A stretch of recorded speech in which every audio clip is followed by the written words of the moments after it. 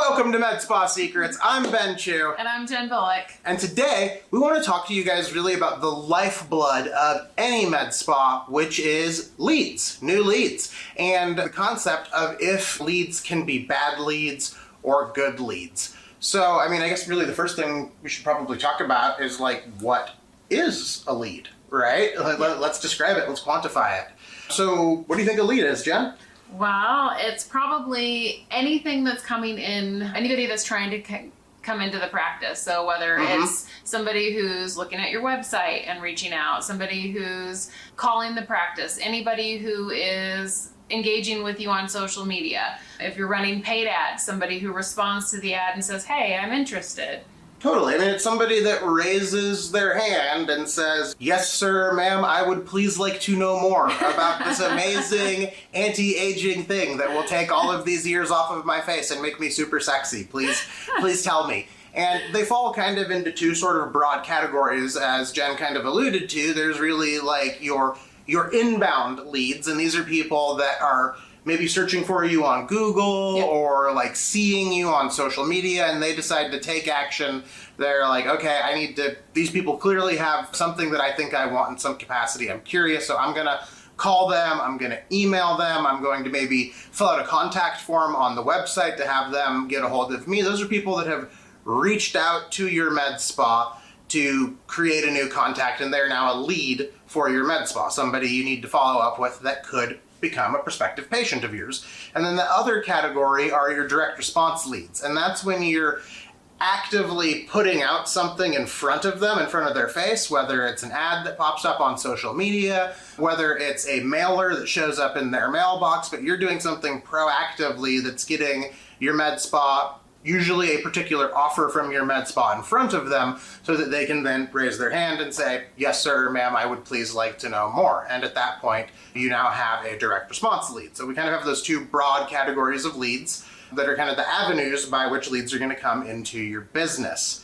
When you first started the med spa, you weren't really super focused on leads per se, right? It was mostly friends, family, community, sure. Yes. Word of mouth, which certainly can be leads. They fall into the category of leads, but I don't think you were thinking about it in that sense. Not at all. I thought I would tell people about what we were doing and it would be so awesome and everybody would just come.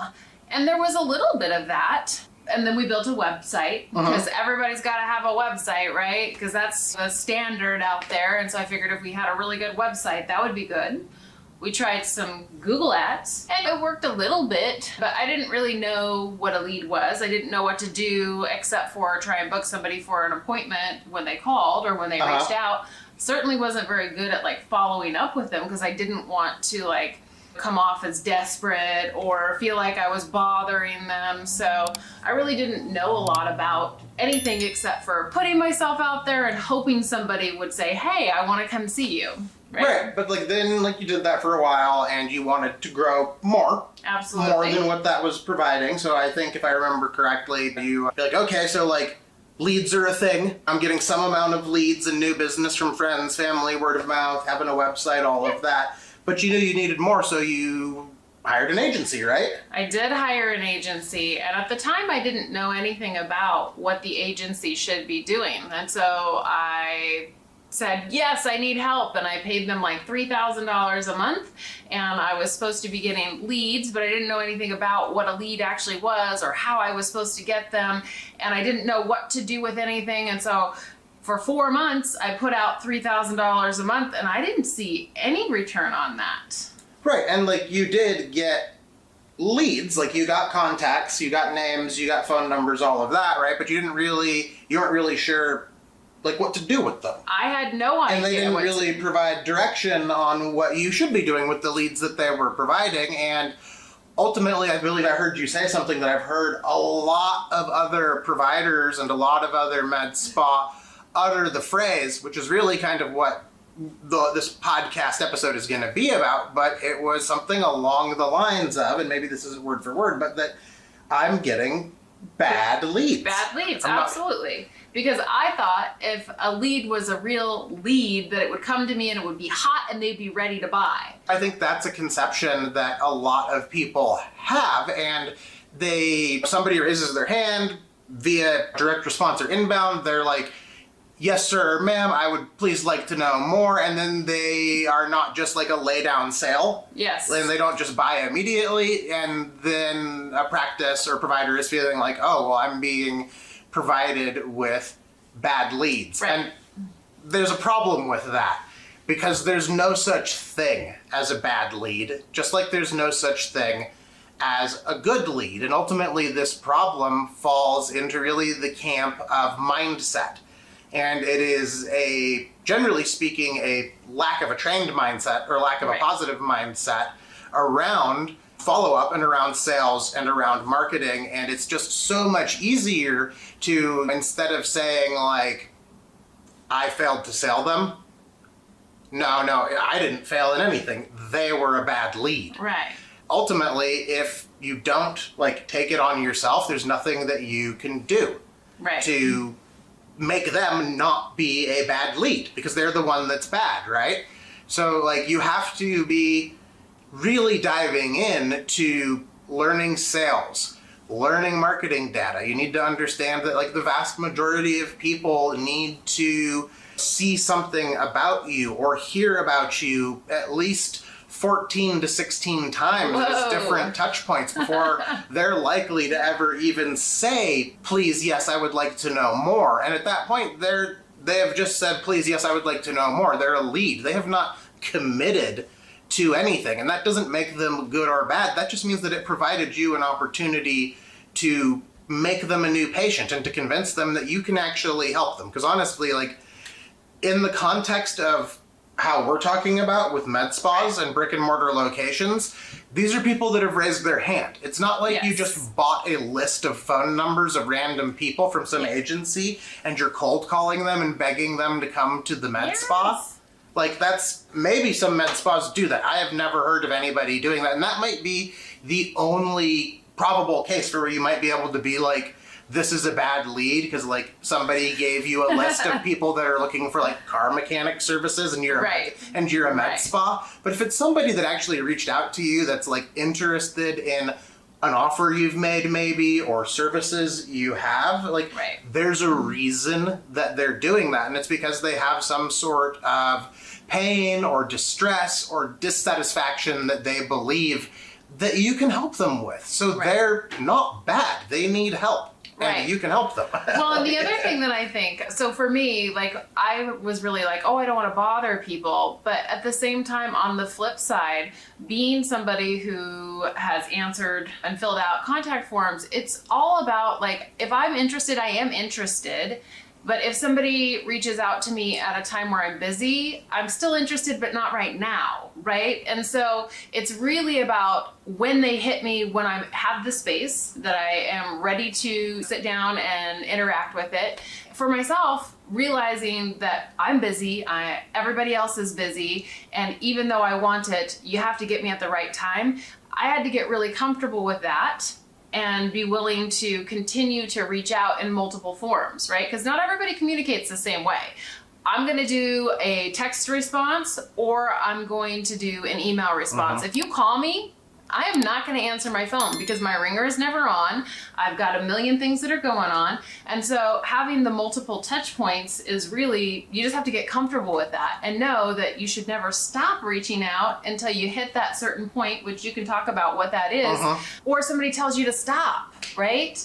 Totally. And like the fact that you're busy, even though you're interested in some product or service that a business might be selling, doesn't mean that you're a bad lead. No. Right? You're definitely a buyer. I know you're a buyer. I am a hyper buyer. So like, generally speaking, all of this idea of that like, oh, leads are bad, or like this agency gave me a batch of bad leads or whatever, is really wrapped more around false and limiting beliefs that protect the ego of your team or yourself. Because like when you're a small operation, when maybe it's just you running the whole practice and you're the provider and the sales rep and the front desk person, like you're the one that needs to be doing the follow-up and you're the one that needs to be making the sales calls. But as you get bigger and develop a team and start hiring, then those people are going to be doing those things for you, but you need to make sure that they're held to an appropriate standard of follow-up mechanics and sales mechanics. Well, what is that? And like, we'll get into that for sure. But I do want to touch on real quick before that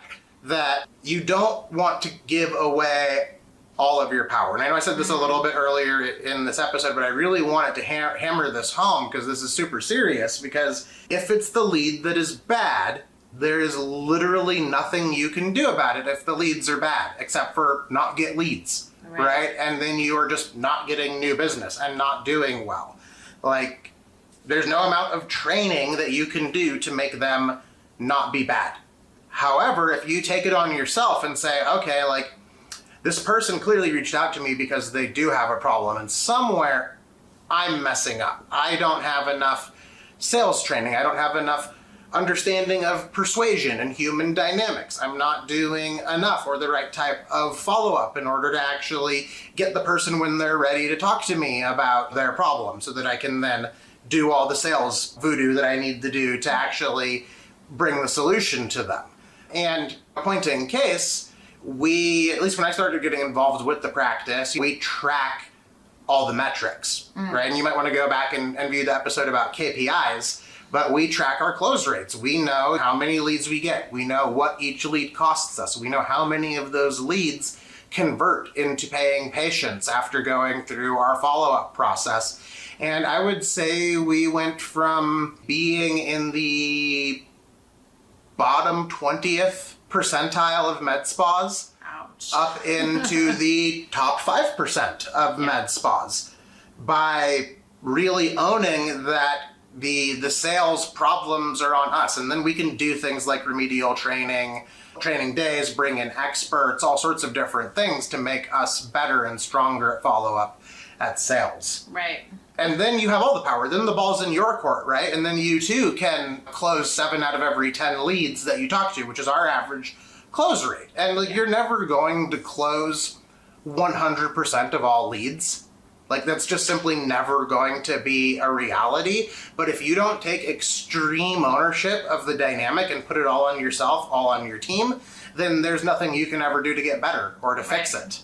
Well, and it takes a lot of practice. I mean, for me, like, sales was not something that I was a natural at. I'm really good with people, and I'm really good at what I do as a provider, but I had to listen to a ton of books, and I had to get really comfortable with talking to people repeatedly, reaching out repeatedly. Practicing scripts. And when we first started doing the scripting role play, it felt so awkward and it was so uncomfortable. And I felt like people were going to think that we're reading a script. And the more we practiced it, the better it got. And now if you listen to any one of the staff on the phone, it is so natural, and it is the exact same thing every single time, but everybody has their own little flavor to it.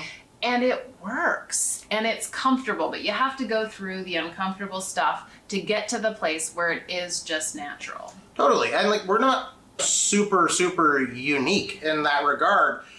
Other top performing med spas do this. In fact, every single top performing med spa, I can guarantee you, has some element of scripting, some element of structure and process around following up with and closing their leads. And they take some level of extreme ownership by putting it on themselves and putting it on their team, whether they're saying it or not, when they're providing sales training, when they're constantly focusing on getting better and optimizing the processes and rehearsing and repeating and really drilling in the scripting. That is taking ownership of the scenario and saying, you know what, we're just going to be the best that we can be, and we're going to be constantly training so that we can convert the highest percentage of all leads, no matter where those leads come from.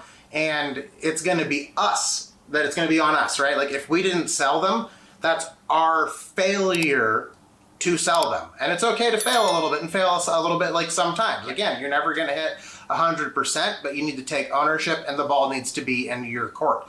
And I can promise you, since we've been on like both ends of the spectrum, and we've seen other practices that are unsuccessful and other practices that are successful, that like, if you do the work and you do the uncomfortable stuff, you'll get the results. And it's really that simple. Right. can you tell the people what it is that like our standard follow-up process is? How many times do we reach out to people and what does that look like? I mean, like in very broad strokes, without adding another half hour to this episode, when a new lead comes in, process is for our staff to get a hold of them as quickly as possible on the phone. Right. By the time they opt in online or reach out through our website, there's already been a couple automated touch points that are going to hit them. So if it does take a few minutes or even maybe later in the day or maybe even the next day before a human from our staff has actually made that first human point of contact, they've already got at least 1 or 2 touch points from us. So they know more communication is coming and they are starting to already be indoctrinated with our messaging, our branding, our sort of flavor, if you will. And by the time they get their first human contact, they're going to get a call. And if the call doesn't go through, like it goes to voicemail or they just don't pick up, they're going to get a follow-up text saying, hey, this is Ben from Illume Aesthetics. I saw you signed up for special XYZ. We really would love to get you in for it. Unfortunately, it looks like this wasn't a great time to get you on the phone. I'm also going to follow up with an email, and please respond back by either phone, text, or email, whatever is the most convenient for you so that we can get you this amazing thing that you raised your hand and said you wanted to know more about. Yes. And then we repeat that process every single day for 6 days until they tell us, hey, like, please, love of God, stop contacting me. I didn't actually really want the thing I said I wanted. Or we actually make the connection and then get them into office for a consult or for the special or for whatever the case was. Yeah. And at the end of that 6th day or 6th point of human multimedia contact, if we're not able to make the connection, then they become what we call a cold lead and they move into a more passive but still continuous form of follow-up with things like drip email sequences, certain levels of automated texting, though nowhere near as frequent since we've already been texting them for 6 days.